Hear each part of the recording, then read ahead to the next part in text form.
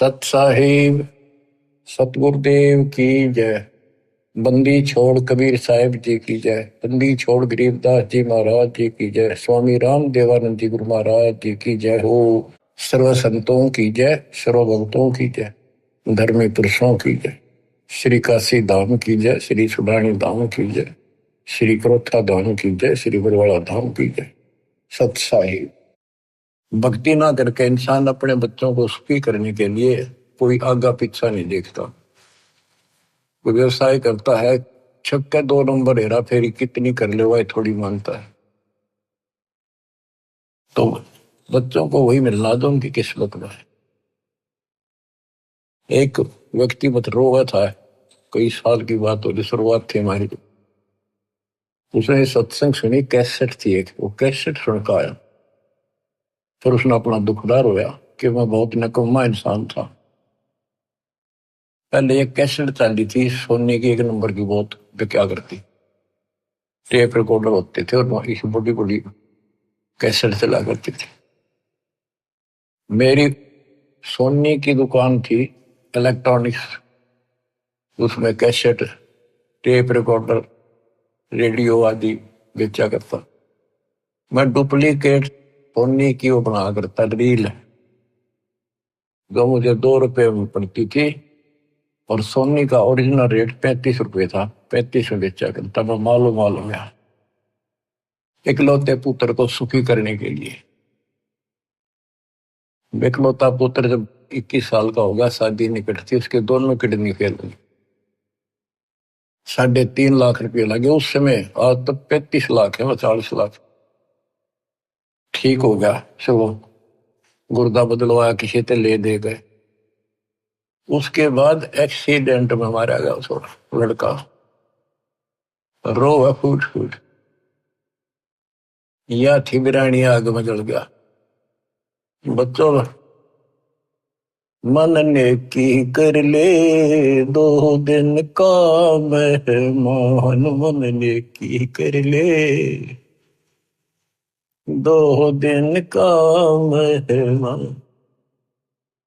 कहाँ से आया कहाँ जाएगा, तन छूटे तब कहाँ समाएगा। आखिर तुझको कौन कहेगा, गुरु वेद आत्मज्ञान। मन ने की कर ले 2 दिन का मेहमान।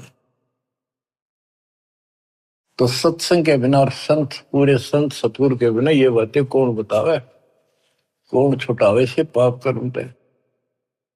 आप क्या बताते हैं, उमदा चोला बड़ान मोला, लगे दाग पे दाग रे। 2 दिन की गुजरान जगत में, क्यों जड़े बिरानी आग रे, क्यों जड़े बिरानी आग रे। बच्चों, ये उदाहरण सामान्य नहीं है, कलेजा फट जाए आदमी का जब थोड़ी सी वकल रखता हो।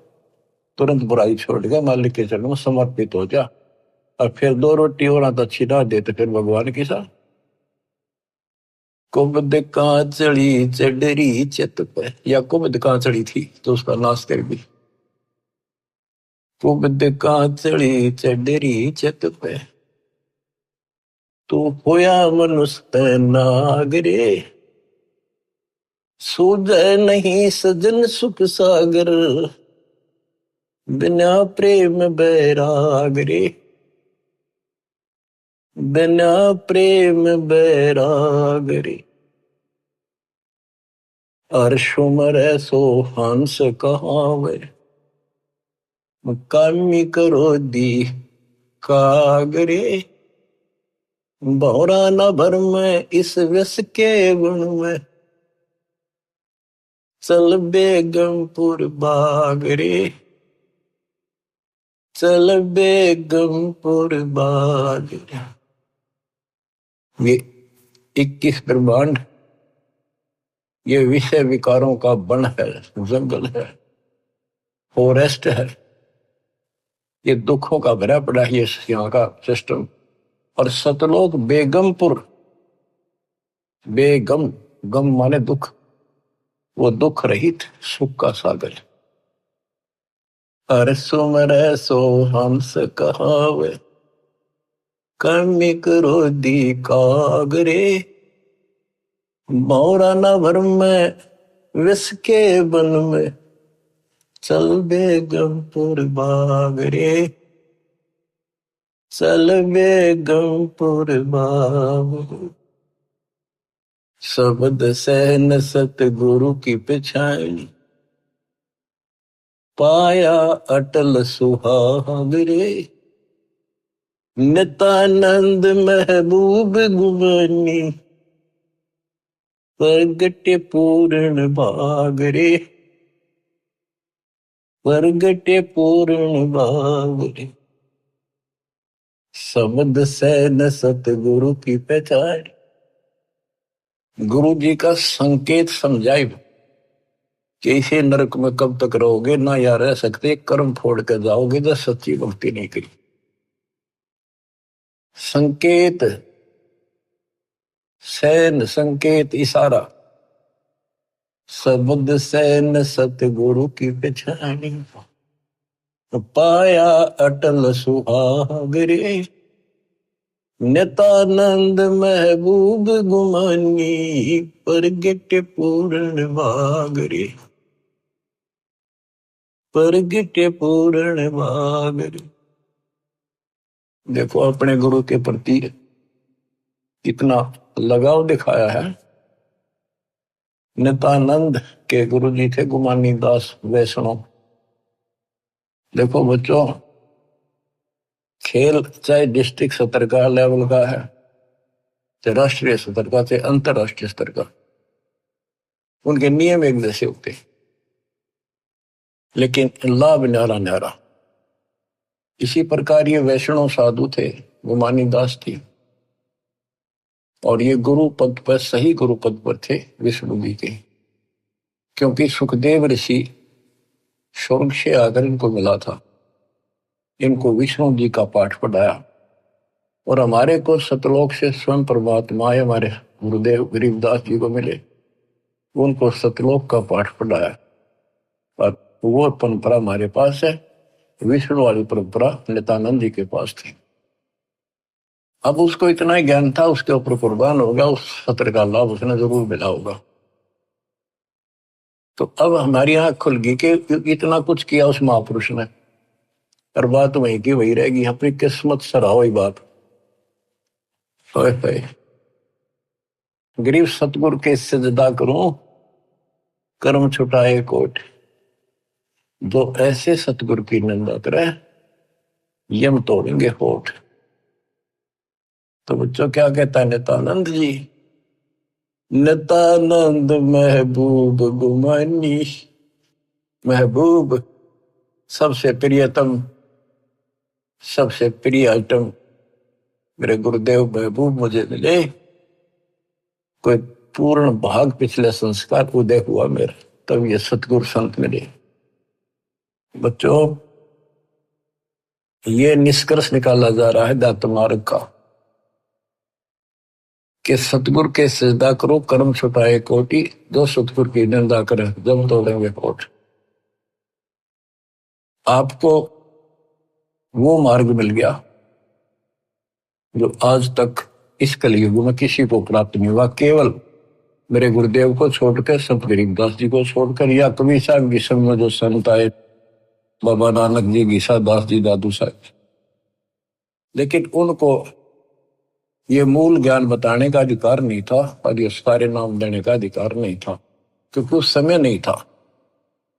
ऐसा नहीं कि वो नाम देने के योग्य नहीं थे, वो तो महापुरुष थे, मतलब धूल हो उनकी चरणों की, लेकिन वो समय नहीं था। आज देना था। आज ही आपके भाग जागने थे, आप आज के नहीं हो। पहले ऐसी साधना नित्यानंद जैसी आपने भी की है, हमने भी की। अब नित्यानंद जी स्वर्ग में है, वहां से कदे पीछा छुटेगा जब धरती पा होगा। फिर राह मिल गया तो मिल गया, ना फिर नहीं धक्के होगा। तो किस्मत सराहो अपनी। ओए होए। तो इसके पीछे बच्चों ये नकली संत आगे रहे हम, इन्होंने कति भट्ठा बैठा दिया, अपना नाश कर लिया और मारा कर दिया। गुरुआ गान बिगाड़े संतो, गुरुआ गान बिगाड़े। ऐसे कर्मजीव कला दिए घोर दड़े नहीं जाड़े। नर सुन रे मूड गंवारा, भाई राम भजन तत सारा। नर सुन रे मूड गंवारा, राम भजन तत सारा। राम भजन बिन बैल बनेगा, सुकर श्वान शरीर कौआ खर की देह धरेगा, मिटे नय तकसीर। ये गाने की नहीं, ये छाती फूकण के शब्द हैं। आत्मा के अकल हो थोड़ी सी तो राम भजन बिन बैल बनेगा। बैल के जीवन पर देखो, हमने देखा कि किसान के गर्दन उठाता उसका सारा दिन नाथ डाली होती है, रस्सा बांध दिया जाता है, सुबह जोड़ दिया जाता है खेत में, हल में। दिन में 2-3 बार पानी पिलाकर, थोड़ी देर चारा खिलाकर, फिर सारे दिन खेचा खेचाल के मगर चलता है कि दर्द हो, पेट में हो, पैर में हो, कोई कष्ट हो, बोल नहीं सकता, जो मिल जाए वो खा रहा है। जब समय मिला पानी पिला दिया, ना मरो पैसा।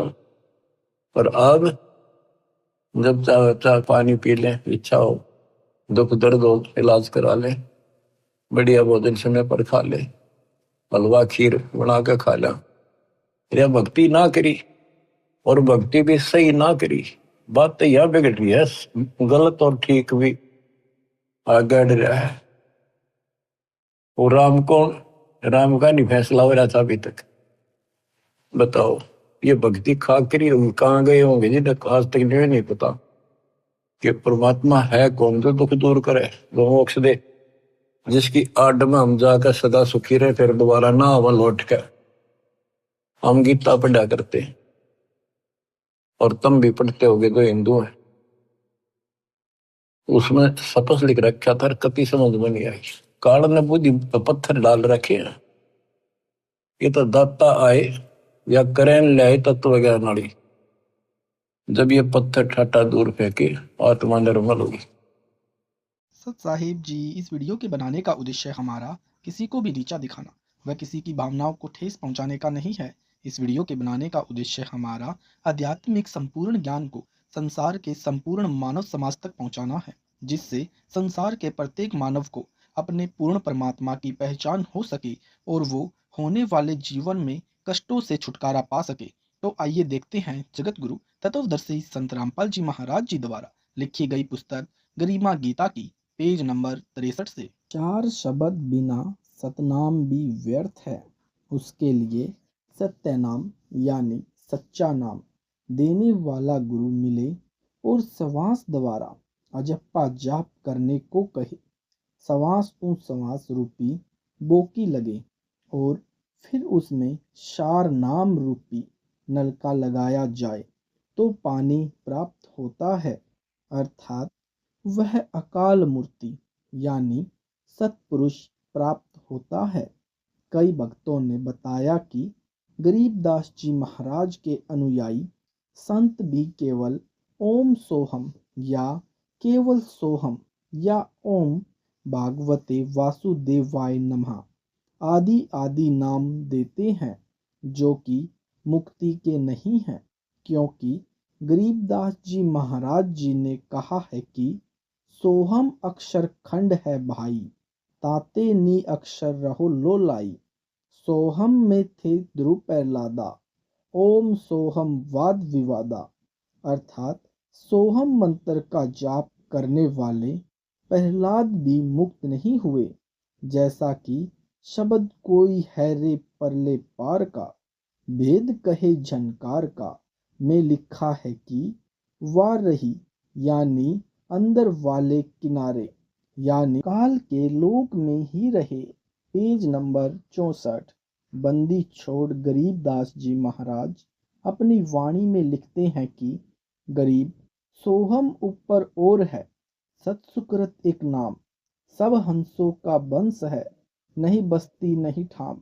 गरीब सतगुरु सोहम नाम दे, गुज बिरज विस्तार, बिन सोहम सीजह नहीं, मूल मंत्र निज सार। गरीब नामा छिपा ओम तारी, पीछे सोहम वेद विचारी, शार शब्द पाया जद लोई, आवागवन बहुर ना होई। गरीब सोहम शब्द हम जग में लाए, शार शब्द हम गुप्त छिपाए। महाराज गरीबदास जी ने बताया कि सोहम शब्द के ऊपर एक अन्य कल्याणकारक यानी मोक्षदायक नाम है, जिससे सर्व का उद्धार संभव है। पूर्ण गुरु सोहम नाम देकर उसका गुड गुप्त भेद विस्तार से बताता है। शार नाम भी सोहम के बिना लाभ नहीं देता, इसलिए पूर्ण संत ही सर्व नाम दान करके स्मरण की विधि बताता है। जैसे कि नामदेव संत ओम जाप करते थे। इसके बाद कबीर साहिब की कृपा से सोहम का ज्ञान हुआ, फिर भी मुक्ति नहीं होनी थी। जब शार नाम कबीर साहिब ने दिया तब उसकी मुक्ति हुई। फिर नामदेव जी ने खुशी में यह शब्द गाया, नामदेव जी वाणी में सतनाम का प्रमाण, एजी एजी साधो, शार शब्द मोहे पाया, कलह कल्पना मन की मिटी, भय और करम नसाया, रूप न रेख कछु न वाके, सोहम ध्यान लगाया, अजर अमर अविनाशी देखा, सिंधु सरोवर नहाया, शब्द ही शब्द भया उजियारा, सतगुरु भेद बताया, अपने को आपे में पाया, न कहीं गया न आया, ज्यों कामनी कंठ का हीरा, आभूषण विसराया, संग की सहेली भेद बताया, जीव का भरम नसाया, जैसे मृग नाभि कस्तूरी, बन बन डोलत पाया, नासा श्वास भई जब आगे, पलट निरंतर आया, कहा कहूँ वा सुख की महिमा, गूंगे को गुड़ खाया, नाम देव कहे गुरु कृपा से, ज्यों का त्यों दर्शाया। कबीर सोहम सोहम जप मुवे, वृथा जन्म गवाया, शार शब्द मुक्ति का दाता, जाका भेद नहीं पाया। भावार्थ, श्री नामदेव संत जी ने खुशी जताई है कि कहा है कि हे साध संगत, मैंने गुरु जी से शार शब्द प्राप्त कर लिया है। मन में जो भी शंका व कल्पनाएं थी कि परमात्मा कैसे मिलेगा, वह अब सब समाप्त हो गई है। शार नाम तथा सतनाम के जाप से सर्व पाप कर्म नष्ट हो गए हैं। मोक्ष न होने का भय था, वह भी मिट गया है, क्योंकि पूर्ण गुरु तथा पूर्ण मंत्र मिल गए हैं। अब मोक्ष में कोई संशय नहीं है। सतगुरु जी ने साधना का गूढ़ भेद बता दिया है।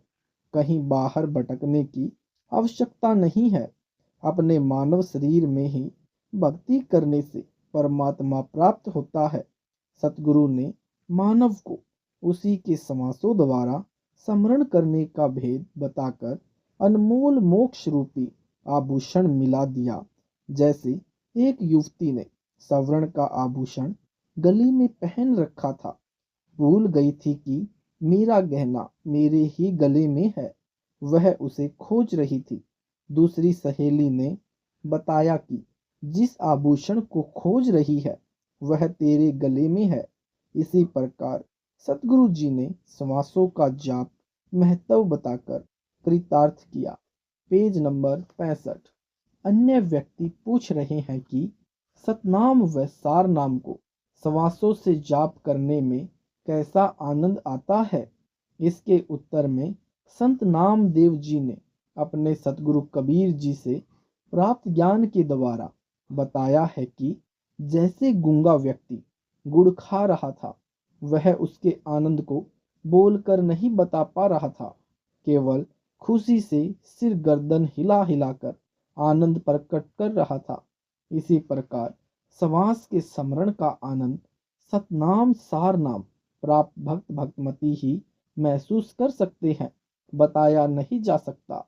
अन्य उदाहरण दिया कि जैसे किसी किसी हिरण की नाभि में कस्तूरी होती है, उससे सुगंध निकलती है। हिरण का जब घास चरता है तो उसके श्वासों द्वारा वह महक घास व पृथ्वी से टकराकर हिरण के द्वारा लिए गए श्वास में महसूस होती है। भूलवश वह हिरण समझता है कि यह महक घास के अंदर से आ रही है। वह कस्तूरी को घास में खोजने लगता है, इधर उधर घास को सूंघता फिरता है। अंत में थक कर बैठ जाता है। उसको फिर भी वह महक आ रही होती है। तब वह भटकना छोड़कर अपने श्वासों से अपने अंदर की कस्तूरी की सुगंध का आनंद लेता है। इसी प्रकार पूर्ण सतगुरु श्वासों का स्मरण बताकर, तत्व ज्ञान समझाकर भक्त या भक्तमती का नकली संतों व आन उपासना के लिए भटकना समाप्त कर देता है, मोक्ष प्राप्त करा देता है। गलत नाम मूर्खों की उपासना। कई मूर्खों ने बताया कि हमारे गुरुदेव जी केवल राधा स्वामी नाम देते हैं, जबकि यह नाम कबीर साहेब ने कहीं भी अपने शास्त्र में वर्णन नहीं रखा, न ही किसी अन्य शास्त्र यानी वेद, गीता जी आदि में प्रमाण है। इसलिए शास्त्र से विपरीत साधना होने से नरक प्राप्ति है। वाणी है कबीर दादू धारा अगम की, सतगुरु दई बताई, उलट ताही सुमरण करे, स्वामी संग मिल जाए। टिप्पणी कहते हैं कि कबीर साहिब ने दादू साहिब को कहा कि धारा शब्द का उल्टा राधा बनाओ और स्वामी के साथ मिला लो। यह राधा स्वामी मंत्र हो गया।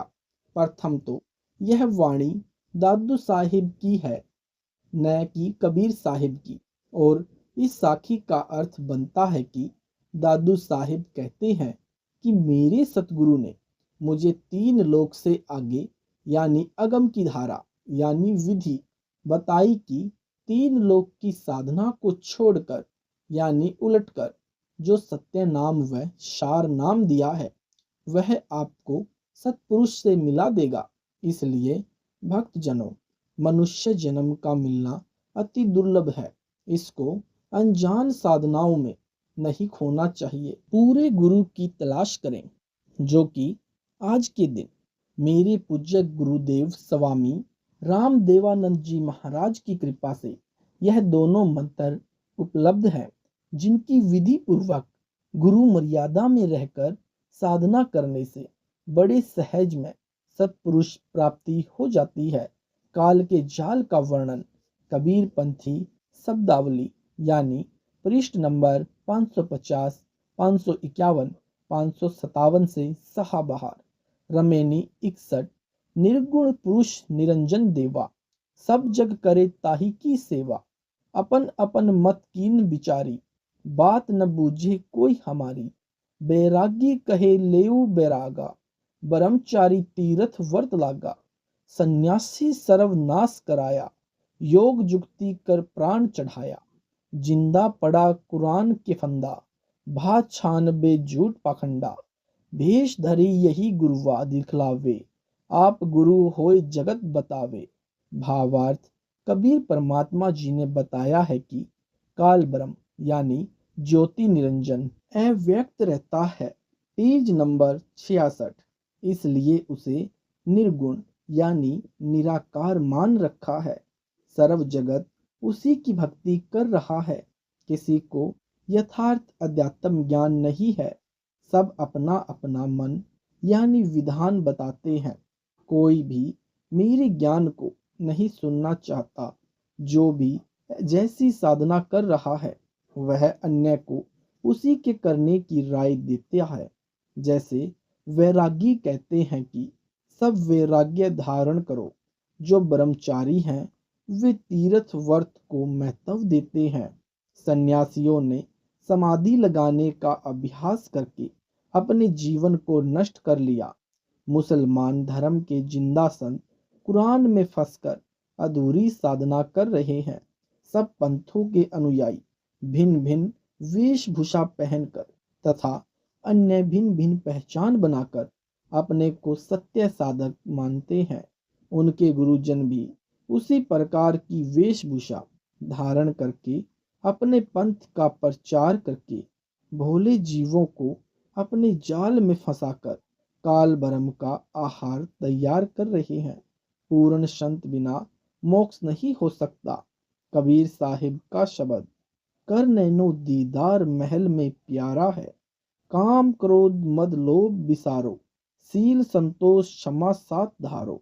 मद मास मिथ्या जति तारो, हो ज्ञान घोड़े असवार भस्म से न्यारा है। धोती नेति बस्ती पाओ, आसन पदम जुगत से लाओ। कुंभक कर रेचक करवाओ, पहले मूल सुधार कारज हो सारा है। मूल कंवल दल चतुर बखानो, किलियम जाप लाल रंग मानो। देव गणेश तह रोपा थानो, रिद्धि सिद्धि चंवर डुलारा है। सवाद चक्र सट दल विस्तारो, बरम सावित्री रूप निहारो। उल्टी नागनी का सिर मारो, तहाँ सबद ओंकारा है। नाभि अष्ट कमल दल साजा, सेत सिंहासन विष्णु विराजा। हरियम जाप तासु मुख गाजा, लक्ष्मी शिव आधारा है। द्वादश कमल हृदय के माही, जंग गोर शिव ध्यान लगाई। सोहम शब्द तहाँ धुन छाई, गण करे जय जयकारा है। षोडश कमल कंठ के माही, तेही मद बसे अविद्या बाई। हरिहर बरम चंवर डुराई, जह श्रीयम नाम उचारा है। तापर कंच कमल है भाई, बग भोरा दुई रूप लखाई। निज मन करत वहां ठकुराई, सो नैनन पिछवारा है। Page number 68। शब्द कर नैनो दीदार महल में प्यारा है। इसमें साहिब कबीर ने काल के जाल का पूरा विवरण दिया है। स्थूल शरीर यानी 5 तत्व से बना मनुष्य को एक टेलीविजन जानो। इसमें चैनल लगे हैं। कमल देवता नंबर 1, मूल कमल देवता गणेश। नंबर 2, कमल सवाद चक्र, इसका देवता बरम सावित्री। कमल नाभि कमल विष्णु लक्ष्मी। हृदय कमल शिव पार्वती। कंठ कमल अविद्या यानी प्रकृति। त्रिकुटी 2 दल का कमल है। इसे एयरपोर्ट जानो, जैसे हवाई अड्डा हो।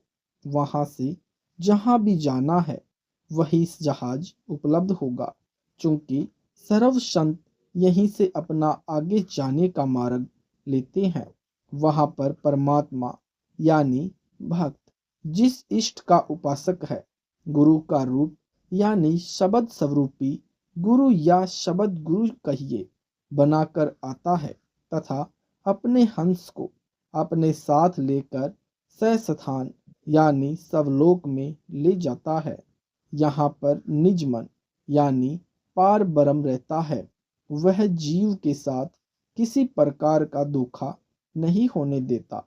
जैसे हवाई अड्डे पर जाने से पहले जिस देश में जाना है उसका पासपोर्ट वीजा व टिकट पहले ही प्राप्त कर लिया जाता है। वहां पर जाते ही उसी जहाज में बैठा दिया जाता है जिसने जिस इष्ट लोक में जाने की तैयारी गुरु बनाकर नाम स्मरण करके कर रखी है। वह उसी लोक में त्रिकुटी से अपने शब्द गुरु के साथ चला जाता है। इससे आगे सहस्रार कमल है तथा ज्योति नजर आती है। ब्रह्म उपासक इस ज्योति देखकर अपने धन्य भाग समझते हैं। यही तक की जानकारी पतंजलि योग दर्शन व अन्य योगियों का अनुभव है। इससे आगे किसी प्रमाणित शास्त्र में ज्ञान नहीं है। यह काल का प्रथम जाल है। जिन भगत आत्माओं को पूर्ण सतगुरु मिल गया, उसने सत्संग सुनकर सतनाम ले लिया, वह इस जाल को समझ गया तथा नाम जपने लग गया। काल का दूसरा जाल है कि सतलोक, अलखलोक, अगमलोक व अनामी लोक, यह सब पूर्ण ब्रह्म की रचना की झूठी नकल कर रखी है, यानी उसका प्रतिबिंब डारा है। नकली शब्द बना रखे हैं। उनको सुनने का तरीका है आंख, कान, मुख, हाथ की उंगलियों से बंद करके, फिर उसमें कानों पर ध्यान लगाओ। एक झींगा कीट होता है, वह झीं झीं की आवाज करता रहता है। उससे मिलती जुलती आवाज है, उसे अनहद शब्द कहते हैं। इसे सुनो। दूसरी साधना, दोनों आंखों की पुतलियों यानी सेलियों के नीचे को दबाओ। उसमें से नाना प्रकाश का प्रकाश यानी गुलजारा दिखाई देगा। फिर तीसरी साधना बताई, ठंडा श्वास चंद यानी बाई नाक वाली श्वास, वह शूर यानी सूर्य। गर्म श्वास यानी दाई नाक वाली श्वास को इकट्ठा करके सुषुम्ना में प्रवेश करो। यह प्राणायाम विधि है। फिर आगे चलो त्रिवेणी पर। यह सब काल रचित है। जब साधक त्रिवेणी पर चले जाते हैं, वहां 3 रास्ते होते हैं। दाईं ओर सहस्त्र यानी 1000 कमल दल वाला कमल है, वह काल यानी ज्योति निरंजन का महासवर्ग है। इसमें घंटा तथा शंख की आवाज होती सुनाई देवेगी तथा फिर झिलमिल झिलमिल प्रकाश नजर आएगा। वहां निराकार रूप में यानी काल करता रहता है, ऐसा साधक मानते हैं। परंतु वास्तव में महाब्रह्मा, महाविष्णु व महाशिव रूप में आकार में है। दाईं ओर 12 भक्त यानी काल ब्रह्म के हुए हैं, वे वहां पर निश्चिंत रहते हैं। Page number 69। उनको महाप्रलय तक मृत्यु की चिंता नहीं है, परंतु महाप्रलय में फिर समाप्त हो जाएंगे। काल जब दोबारा सृष्टि रचेगा तो फिर 84 लाख योनियों में कर्म कष्ट भोगने के लिए चले जाएंगे। जब यह साधक ब्रह्मरंध्र की ओर चलता है तो वहां पर बहुत भयंकर आकृतियां वाली स्त्रियों यानी डाकनी की व यमदूतों की पूरी फौज रहती है। उस कटक दल यानी काल सेना को न तो ओम नाम से जीता जा सकता है, न किलियम से, न हरियम से, न सोहम से, न ही ज्योति निरंजन निरंकार ओंकार सोहम शक्ति यानी श्रियम से, न ही राधा स्वामी नाम से, न ही अकाल मूरत शब्द स्वरूपी राम या सतपुरुष या अन्य मनमुखी नामों से जीता जा सकता है।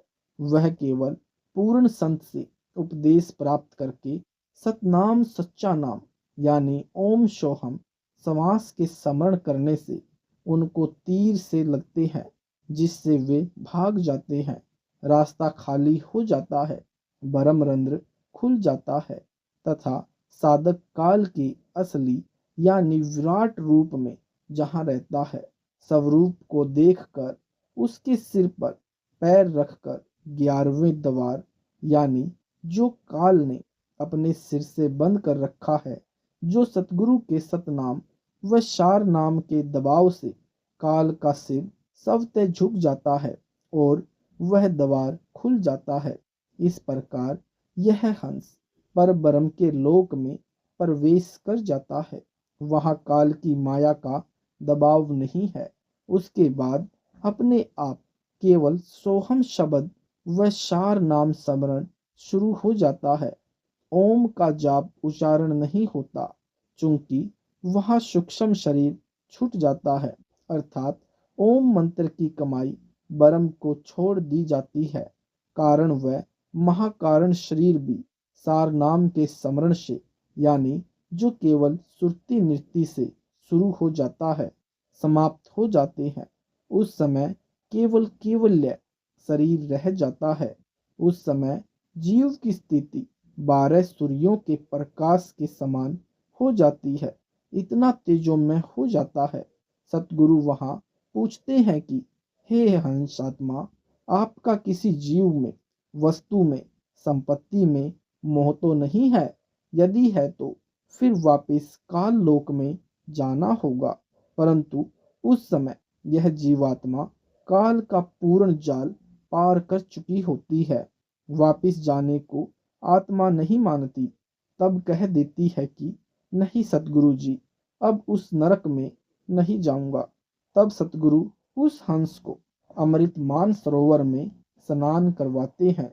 उस समय उस हंस को केवल्य शरीर तथा सर्व आवरण समाप्त होकर आत्म तत्व में आ जाता है।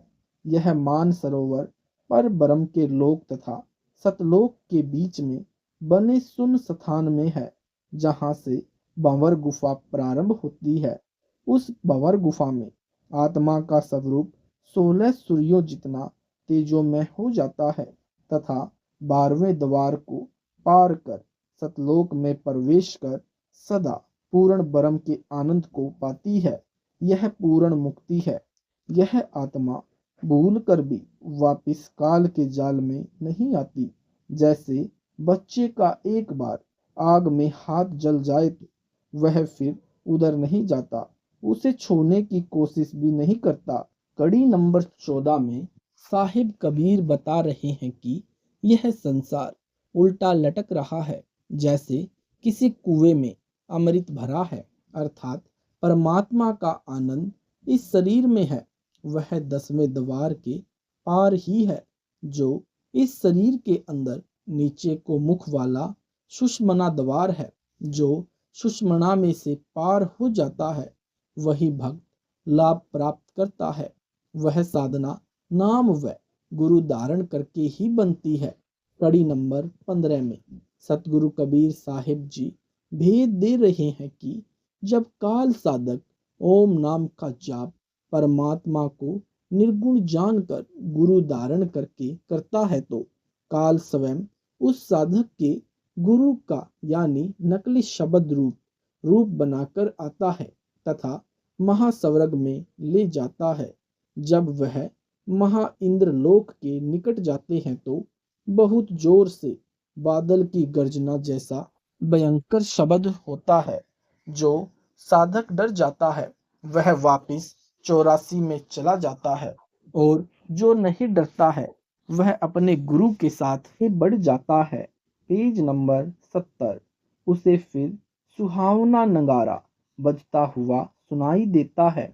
4 पखंडी वाला कमल का लाल रंग का एक और कमल है, उसमें ओंकार ध्वनि हो रही है, जो महास्वर्ग में है।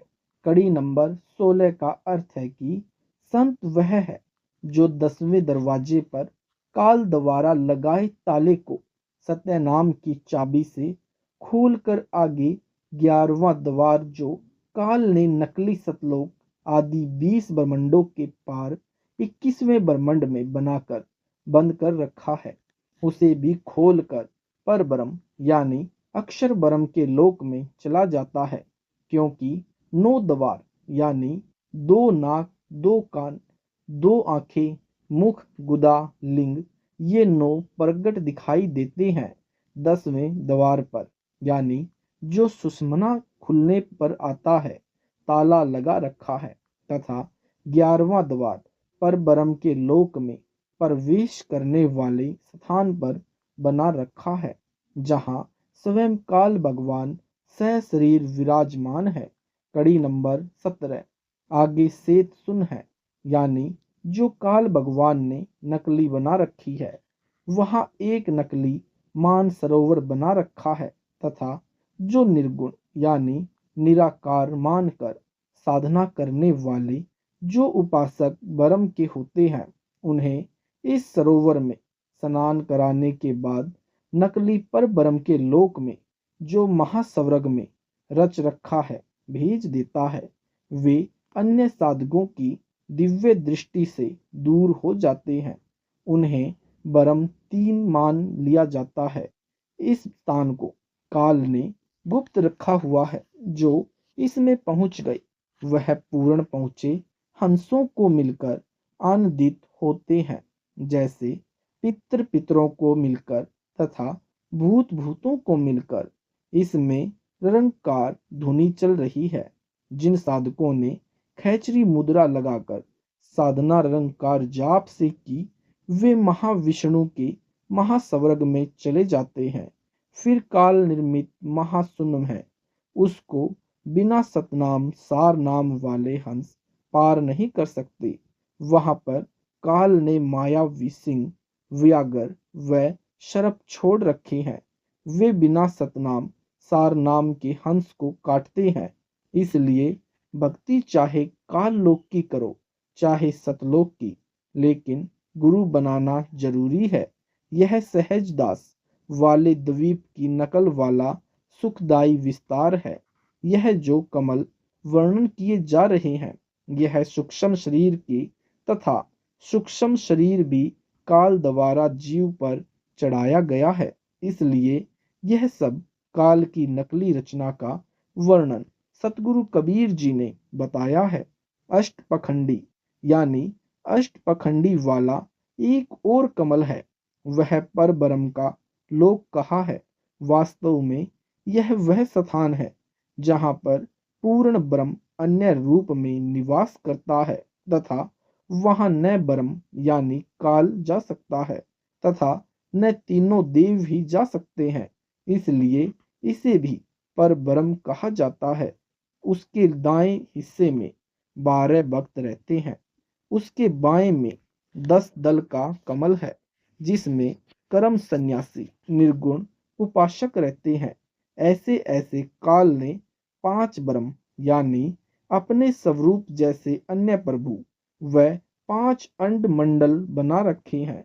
उनको अपनी ओर से नि अक्षर की उपाधि दे रखी है और 4 स्थान गुप्त रखे हैं, जिनमें वे भक्त जो सतगुरु कबीर के उपासक होते हैं तथा फिर दोबारा काल भक्ति करने लगते हैं, उनसे काल यानी ब्रह्म निरंजन इतना नाराज हो जाता है कि उन्हें कैदी बनाकर इन गुप्त स्थानों पर रख देता है तथा वहां महा कष्ट देता है। आगे 2 पर्वत हैं, उनके बीचों बीच एक रास्ता है। वहां काल के उपासक जो गुरु पद पर होते हैं, उन्हें कुछ दिन इस स्थान पर रखता है। इसे भंवर गुफा भी कहते हैं। वहां पर ये हंस यानी गुरुजन अपने भक्ति कर्मों को फल स्वरूप सुख भोगते हैं तथा वहां सोहम शब्द की सवतः धुनी चल रही है और मुरली की मीठी मीठी धुनी भी चल रही होती है तथा उस स्थान में हीरे पन्ने जुड़े होते हैं। बहुत ही मनोरम स्थान बना रखा है। इस सोहम मंत्र द्वारा किए जाप से अक्षर पुरुष यानी पर ब्रह्म के लोक से पार होने पर नकली सतलोक आता है। पर ब्रह्म रूप धार कर काल ही धोखा दे रहा है। Page number 71। उसमें महक उठती रहती है, जो बहुत विस्तृत स्थान है। यहाँ पर काल उपासक विशेष साधक यानी मार्कंडे ऋषि जैसे ही पहुंच पाते हैं। यहाँ काल स्वयं सत्पुरुष बना बैठा है, परंतु गुप्त ही रहता है। वहां पर अपने आप धुनी हो रही है। वहां पहुंचे हंस उस महाविष्णु रूप में बैठे नकली सत्पुरुष पर आदर से चवर करते हैं तथा आनंदित होते हैं। उस काल रूपी सत्पुरुष का रूप हजारों सूर्य और चंद्रमाओं की रोशनी हो ऐसा सत्पुरुष से कुछ मिलता जुलता रूप बना रखा है। फिर स्वयं ही अलख पुरुष बना बैठा है तथा अलख लोक बना रखा है। फिर स्वयं ही अगम पुरुष बनकर अगम लोक में व अनामी पुरुष बनकर अकह लोक में सबको धोखा दिए बैठा है तथा कहता है कि वह तो अवर्णनीय है। वह वही जानेगा जो वहां पहुंचेगा। कबीर साहिब जी ने शब्द के अंत में कहा कि यह सब काया स्थूल व सूक्ष्म शरीर के कमलों का न्यारा न्यारा विवरण आपके सामने कर दिया। यह सब वर्णन रचना का भेद आपको बताया है। यह यानी दोनों शरीर स्थूल व सूक्ष्म के अंदर हैं, काया के अंदर ही है। इस काल की माया यानी प्रकृति ने अपनी चतुराई से झूठी रचना करके सतलोक की रचना जैसी ही अंड यानी ब्रह्मांड में नकली रचना कर रखी है। फिर भी इसमें और वास्तविक सतलोक में दिन और रात का अंतर है। जैसे बारीक नमक तथा बूरा में कोई अंतर दिखाई नहीं देता, परंतु स्वाद भिन्न है। कबीर साहिब कहते हैं कि हमारा मार्ग विहंगम यानी पक्षी की तरह है। जैसे पक्षी जमीन से उड़कर सीधा वृक्ष की चोटी पर पहुंच जाता है, काल साधकों का मार्ग पपील मार्ग है। जैसे चींटी जमीन से चलकर वृक्ष के तने से फिर डार व टहनियों पर से ऊपर जाती है। त्रिकुटी से कबीर साहिब के हंस विमान में बैठकर उड़ जाते हैं, परंतु बरम के उपासक चींटी की तरह चलकर अपने अपने इष्ट स्थान पर जाते हैं। सार नाम रूपी विमान से ही साधक सतलोक जा सकता है, अन्य किसी उपासना या मंत्र से नहीं जाया जा सकता। जैसे समुद्र को समुद्री जहाज या हवाई जहाज से ही पार किया जा सकता है, तैर कर नहीं।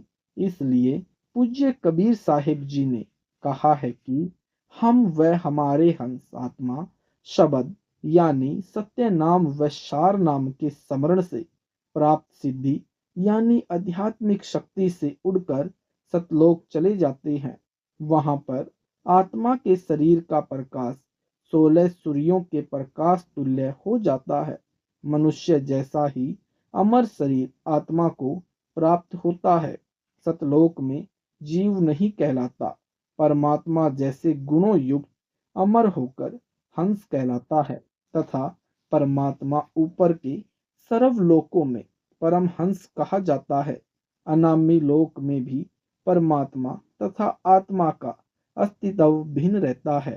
तत्व ज्ञान के आधार से साधक कमलों में नहीं उलझते, चूंकि सतगुरु जी सार शब्द रूपी कुंजी दे देता है, जिससे काल के सर्व ताले अपने आप खुलते चले जाते हैं तथा वास्तविक शब्द की झनकार यानी धुनी होने लगती है, जो इस शरीर के 12 सतलोक में हो रही है।